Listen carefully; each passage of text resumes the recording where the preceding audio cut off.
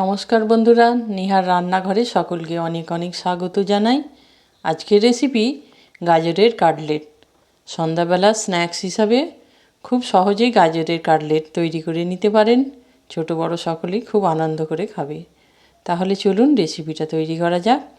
গাজরের কাটলেট তৈরি করার জন্য এখানে আমি নিয়েছি দুটো বড় সাইজের গাজর, যেটা আমি আগে থেকে গ্রেট করে রেখেছি। আর নিয়েছি একটি বড় সাইজের আলু, সেটাও গ্রেট করে নিয়েছি।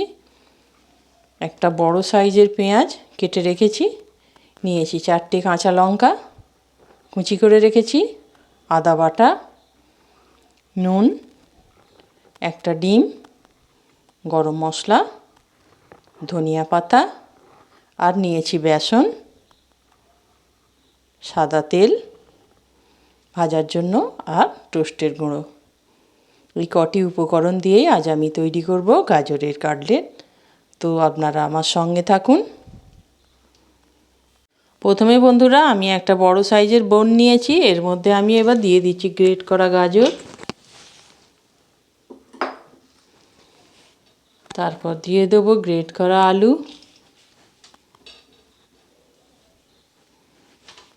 সব উপকরণ আমি একসঙ্গে এর মধ্যে দিয়ে দেব। দিয়ে দিচ্ছি পেঁয়াজ কুচি,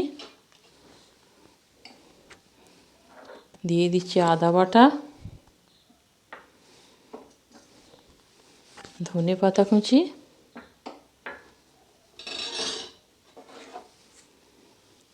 লবণ 1 চামচ,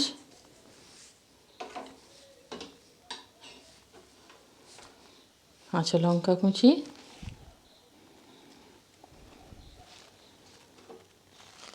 আর 4 চামচ বেসন। এটা দিয়ে আমি ভালোভাবে এটা এখন মেখে নেব।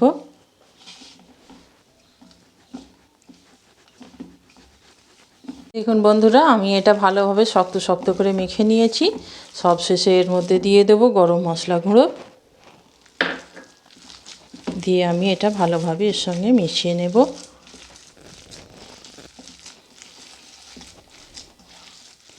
এবার আমি এটাকে কাটলেট শেপে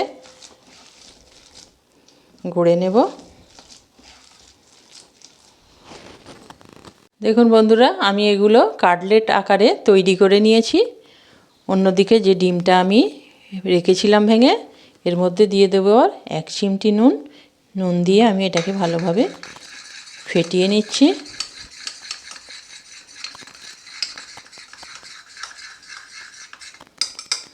ফেটানো হয়ে গেছে। কাটলেটগুলো আমি এবার টোস্টের গুঁড়োর মধ্যে কোট করে নেব। আমি এখানে রেখে দিচ্ছি অন্য একটা প্লেটে। এইভাবে আমি সবগুলোকে কোট করে নেব।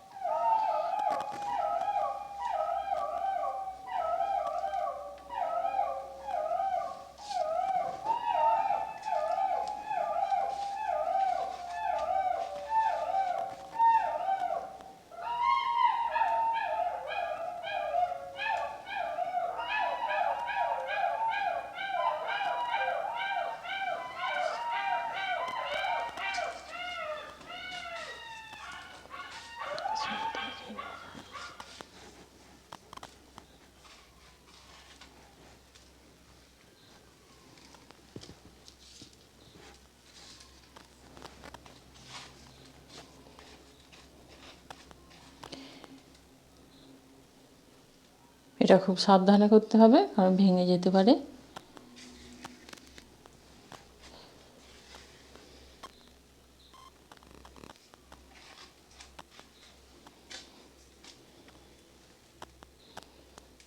এটা আপনারা ডবল কোটও করে নিতে পারেন ঢাকের ডিমের মধ্যে ডুবিয়ে। আমি একবারই করে নিচ্ছি। এবার অন্যদিকে আমি ওভেনে কড়াই বসাবো।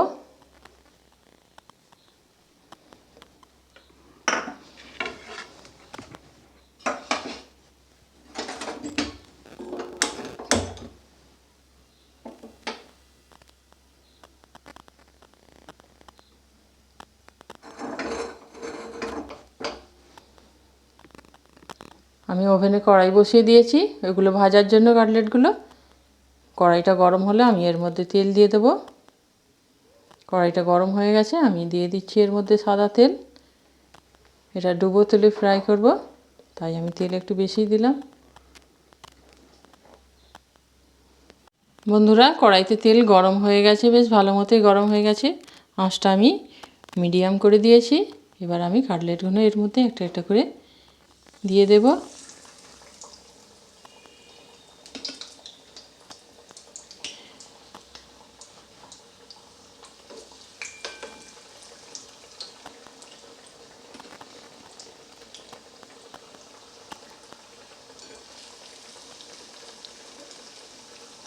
কড়াইটা যেহেতু ছোট, তাই আমি 3টে করেই দিলাম। 3টে করেই আমি ভেজে নিব।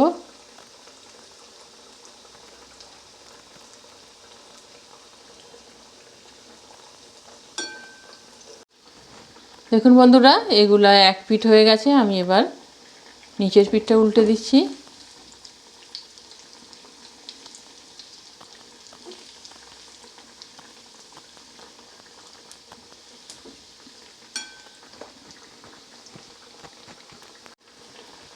এবার 2 পিঠ ভালোভাবে ভাজা হয়ে গেছে, আমি এবার এগুলো তুলে নিচ্ছি।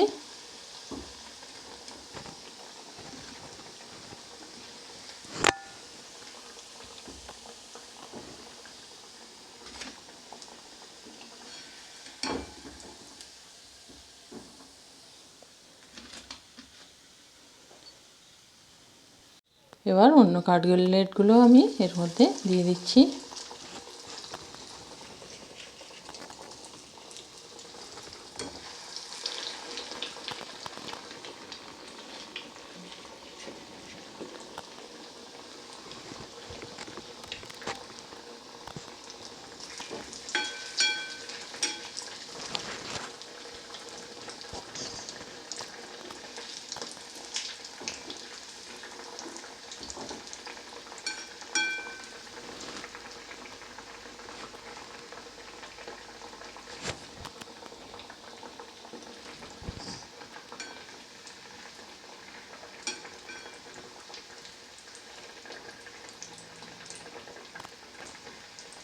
এবার উল্টে দেবো। এবার 1 পিঠ ভাজা হয়ে গেছে।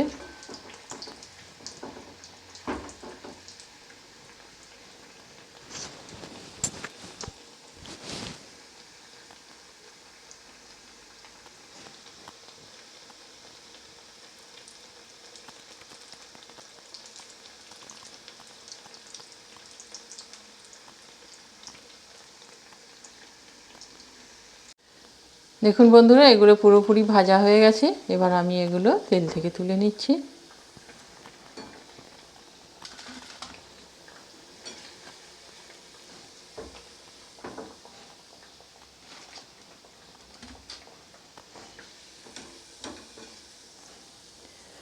আশা করি আমার এই রেসিপিটা আপনাদের খুব ভালো লাগবে। আর রেসিপিটা যদি ভালো লেগে থাকে তাহলে লাইক, শেয়ার, কমেন্ট করবেন আর চ্যানেলটি আমার সাবস্ক্রাইব করে দেবেন।